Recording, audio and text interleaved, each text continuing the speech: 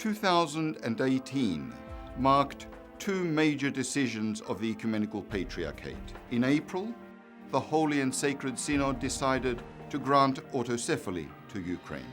And in October, it accepted the appeal by Ukrainian hierarchs for restoration to canonical status and for the readmission of their faithful to full communion. However, it is important to remember that these decisions were neither sudden nor unexpected. There are historical precedents, canonical principles, and pastoral perspectives that led to the resolution to grant the tomos of autocephaly to the Orthodox Church in Ukraine. First, the Christianization of the Kievan Rus was the result of missionaries like Saints Cyril and Methodius, equals to the apostles, sent by Patriarch Photius of Constantinople in the 9th century.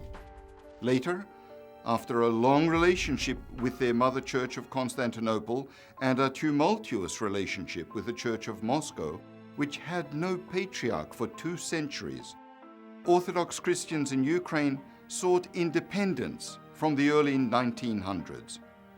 But this was impossible at the time due to the oppressive persecution of the Church under communist rule. Upon the establishment of state independence in the 1990s, Orthodox Christians there once again pursued autocephaly, but the Patriarchate of Moscow persistently denied their request. For decades, Ecumenical Patriarch Bartholomew encouraged Moscow to heal the divisions in Ukraine. And then for years he chaired a special commission on Ukraine, but Moscow withdrew. Secondly, the canonical privileges of the Ecumenical Patriarch as first among equals are preserved in the ecumenical councils and church history. The Ecumenical Patriarch has the authority to receive and resolve appeals, as well as the responsibility to facilitate unity as a service of loving sacrifice among the Orthodox churches. There is nothing here that resembles or reflects papal power. Instead, the commitment to respect collegiality and protect communion requires a president or a primate to promote the unity and advance the mission of the Church in the world. And by the way, all national churches acquired autocephaly, often with the support of their political authorities, through the Ecumenical Patriarch. But most importantly, the Ecumenical Patriarchate has not broken communion with any of its sister Orthodox churches, which means that all Orthodox Christians are welcome to the sacraments in its churches throughout the world. This brings us to our third point, which is the pastoral dimension in the current situation in Ukraine. Ecumenical Patriarch Bartholomew felt responsible for restoring millions of Orthodox to communion.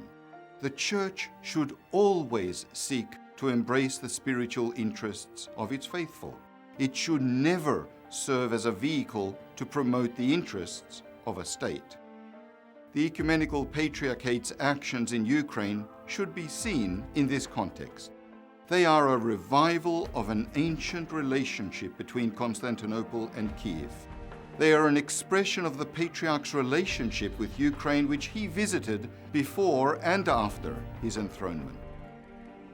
And they are an extension of his paternal concern for Ukrainians in Canada and the United States. But above all, they are an affirmation that unity transcends nationalism and that the Church is one, holy, Catholic, and apostolic.